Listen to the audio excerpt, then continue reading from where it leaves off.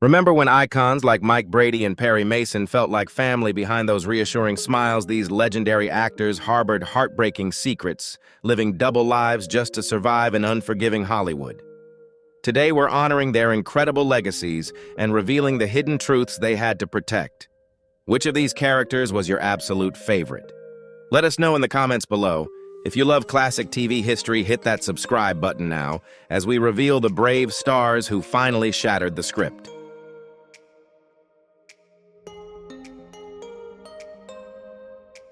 Robert Reed, the heavy crown of America's favorite dad. For generations of Americans, Robert Reed was the ultimate symbol of fatherhood.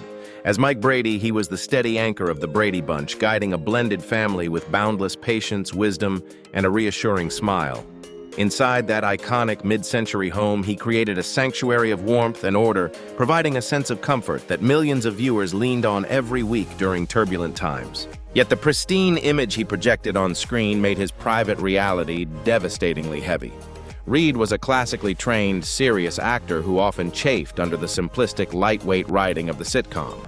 More poignantly, it was only after his passing that co-stars and reports confirmed the truth. Reed was a gay man who had to keep his sexuality fiercely hidden. In that era, exposure would have instantly destroyed his career. Florence Henderson later spoke with deep empathy about the exhausting double life her TV husband was forced to lead.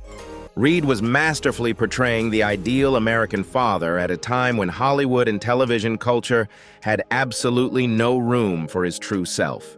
The very role that brought peace to millions locked him inside a gilded cage, one too rigid to hold his frustrations or his private heart. The man who made us all feel so safe at home lived in a lonely silence that television wasn't yet brave enough to break.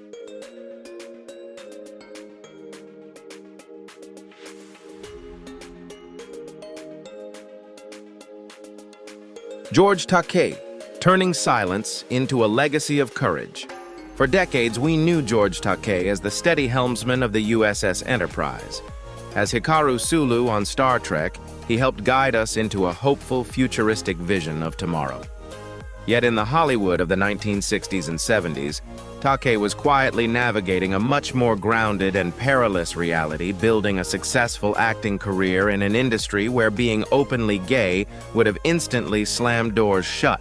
For years, Takei kept his private life shielded from the public eye, protecting both his livelihood and his long-term partnership with Brad Altman. But in 2005, driven by political anger over the denial of same-sex marriage rights, Takei made a profound choice. He didn't step into the spotlight to apologize or manage a scandal. He came out to finally speak his whole truth. What makes Takei's story so deeply moving is how he reframed his years of secrecy not as a badge of shame, but as a mechanism of survival. And once free, he turned that survival into powerful advocacy. Marrying Altman in 2008, he became an eloquent champion for LGBTQ rights, democracy, and historical memory. Unlike so many of his peers who carried their secrets to the grave, Takei claimed the rare dignity of matching his public voice to his private heart while still alive. He waited a long time for that freedom, and he has spent every day since ensuring the next generation won't have to wait so long or feel so alone.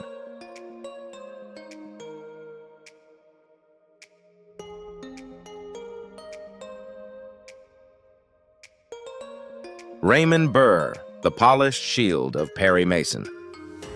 To millions of Americans growing up in the golden age of television, Raymond Burr was the very definition of unshakable authority.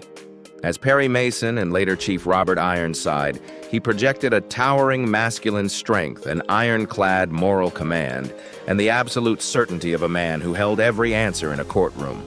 He was the ultimate protector of truth on screen. Off-screen, however, that same instinct for control was used to meticulously guard the truth of his own life. For decades, studio publicists carefully managed Burr's biography, even fabricating tragic stories of past wives and lost families to satisfy the strict expectations of mid-century America. The real anchor of his life was his deeply devoted, decades-long partnership with Robert Benavides. Together, away from the Hollywood glare, they built a rich shared world centered around their passion for raising orchids, producing wine, and running businesses. This was old Hollywood image control at its most sophisticated. In those days, a powerful leading man could be marketed as a solitary, dignified bachelor, but never as a gay man with a male partner. The industry used polite vocabulary to erase the truth, softening a lifetime partner into a mere companion and a shared home into a vague business arrangement. Raymond Burr protected his legendary career by mastering the narrative, but that mastery demanded a heartbreaking distance. The man who brilliantly exposed the truth every week on television lived in a culture where his own reality had to be treated like classified evidence.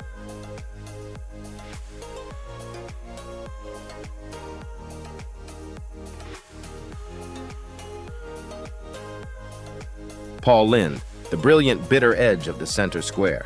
For anyone who turned on a television in the 1960s and 70s, Paul Lynde was an unforgettable riot. We all remember that iconic nasal snarl, the perfectly timed eye roll, and the wicked rapid-fire quips that stole the show on Bewitched and made him the undisputed king of the center square on Hollywood squares. America absolutely loved him because his humor felt wonderfully naughty yet somehow remained safe for primetime family viewing.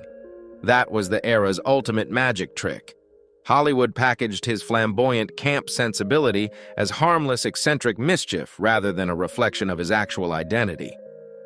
Audiences leaned in for the double entendres, roaring with laughter at a coded language they understood instinctively, even while the television culture of the time strictly forbade Lynde from speaking openly about the life he actually lived. Behind the laughter lay a deeply painful contradiction. While Lynde's sexuality was an open secret within Hollywood circles, it could never be acknowledged to the public. Close friends later recalled how maintaining this exhausting facade took a severe emotional toll on him. Lynde was hired to be the joke teller, never the truth teller. The industry gladly cashed in on his razor-sharp wit and fabulous sparkle to keep the laugh tracks rolling and the sponsors happy, but the man delivering the punchlines had to remain fiercely guarded. Television deeply loved what his identity could do for comedy, but terrified of the era's prejudices, it feared what his honesty might do to the brand.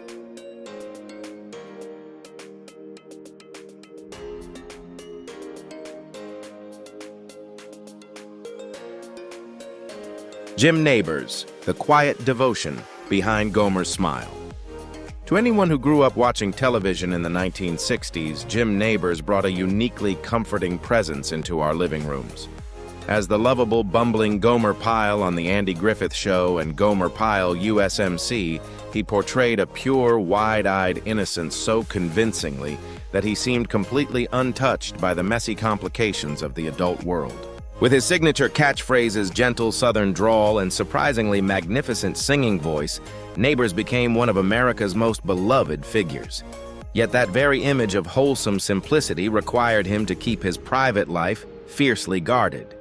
For decades, Nabors quietly navigated his reality as a gay man, an open secret among close friends but entirely hidden from his adoring public. It wasn't until 2013, following the legalization of same-sex marriage in Washington state, that Nabors married his longtime partner, Stan Cadwallader.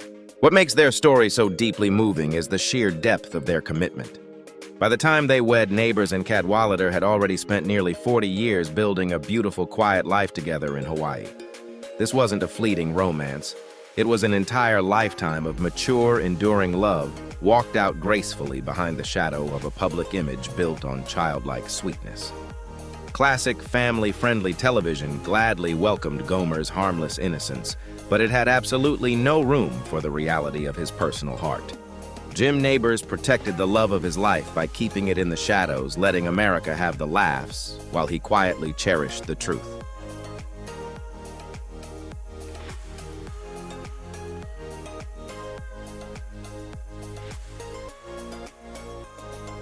Dick Sargent. Breaking the primetime script for a greater cause. To the millions of us who gathered around the television in the late 1960s and 70s, Dick Sargent was a household fixture. As the second Darren Stevens on Bewitched, he played the quintessential straight-laced suburban husband trying to maintain sanity in a household constantly turned upside down by magic. He masterfully projected the ultimate image of mid-century normalcy, and that very normalcy was exactly what kept him trapped. Playing a conventional primetime husband in that era meant his career depended entirely on keeping his private life a closely guarded secret. Sargent maintained that exhausting illusion for decades. Then, on National Coming Out Day in 1991, he courageously shattered the silence. He publicly announced he was gay, transitioning from a beloved sitcom star into a fierce advocate for LGBTQ+ rights. Sargent later joked about becoming a retroactive role model, but his motivation was deeply serious. He wanted to show struggling gay youth that they could survive and thrive. That pivotal choice entirely transformed his legacy. What began as a lifetime of silence for the sake of survival became a powerful voice of hope for others. It also gave his legacy a beautiful new chapter of solidarity. When his on-screen wife, Elizabeth Montgomery, proudly stood right by his side at gay pride events and in the fight against AIDS, it sent a powerful message to America. Dick Sargent spent decades playing a carefully scripted role on television, but by finally speaking his truth, he wrote his own triumphant final act.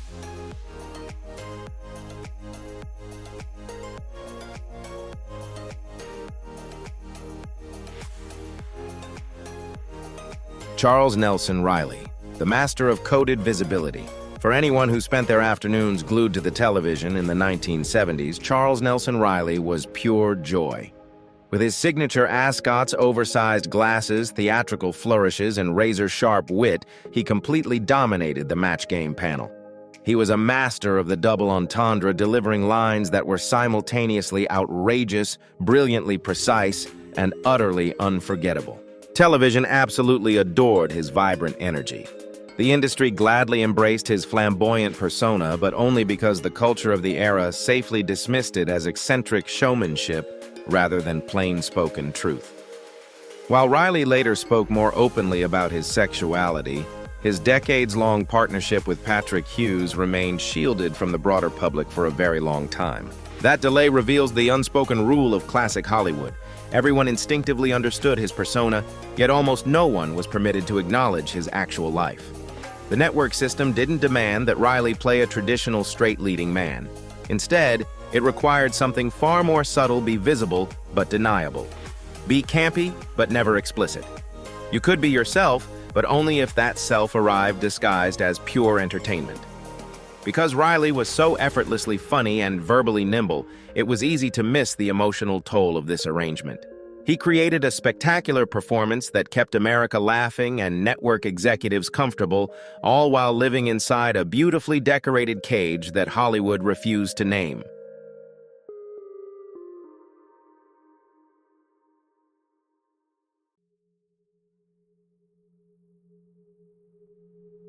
Wayland Flowers, the freeing mask of Madame. For anyone who stayed up late watching variety shows or caught syndicated television in the 1970s and 80s, Wayland Flowers and Madame were an unforgettable riot. We all remember that outrageous gray-haired puppet first with her aristocratic attitude, jaw-droppingly filthy wit, and fearless insults. Hearing Madame say things on television that felt just a bit too scandalous for broadcast TV was a thrilling laugh-out-loud experience. Yet behind the legendary puppet was Flowers himself, a brilliantly gifted performer whose actual life was far more cautious than the character he brought to life. While he performed openly on the gay nightclub circuit and infused his act with camp humor, Flowers deeply feared explicitly labeling his sexuality to the general public, knowing it could instantly dry up his mainstream television bookings. That heartbreaking divide is the entire point. Through Madame Flowers could say the unsayable. The puppet could flirt, sneer, and scandalize in ways the man behind the curtain felt the industry would severely punish if he spoke just as plainly in his own voice. While there was immense artistic freedom in that disguise, there was also a profound sadness.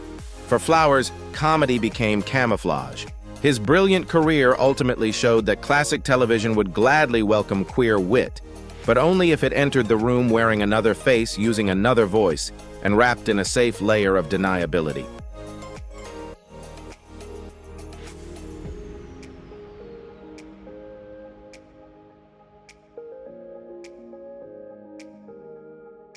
Thank you for watching today's video.